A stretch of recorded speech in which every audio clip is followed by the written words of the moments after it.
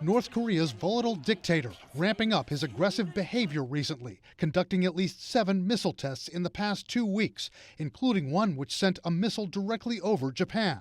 North Korean state media says Kim Jong-un, quote, personally guided this recent wave of tests. Why now? What it could be is to try to drive the U.S. back to the negotiating table in a more supplicant way. Maybe now they're suggesting that even though they say they don't want any kind of dialogue, they'd be willing to accept offers from the United States. From the U.S., South Korea, and Japan, an aggressive response of their own to Kim's missile tests. The Allies conducting joint military exercises, missile test launches.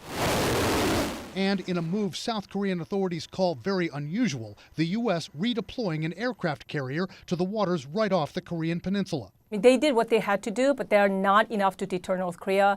I think the latest missile test is just a precursor to what will come, and there will be a 7th nuclear test, possibly a test of a tactical nuclear weapon. A 7th North Korean underground nuclear bomb test, analysts say, is likely to come in the near future.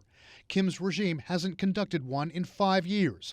But he now seems to have a new swagger. For at least one recent launch, he appeared in a white tunic with black slacks. At one point, he donned what looked like a khaki safari hat as he peered through mounted binoculars. At another event, the Supreme Leader wore a brown field jacket as he tried to cover his ears. He's showing that he's bold and he's proud and he's involved in this, and that the tactical nuclear weapons program is his.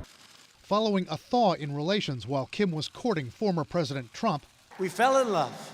And following a lull in testing during the COVID pandemic, Kim is back to the brazen, hawkish behavior that made him a threat in the first place, but with some ominous recent twists.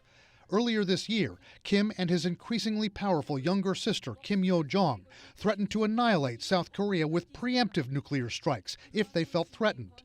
Kim Yo-jong calling South Korea's defense minister scum as she issued one threat last spring. Taking a page out of Putin's playbook.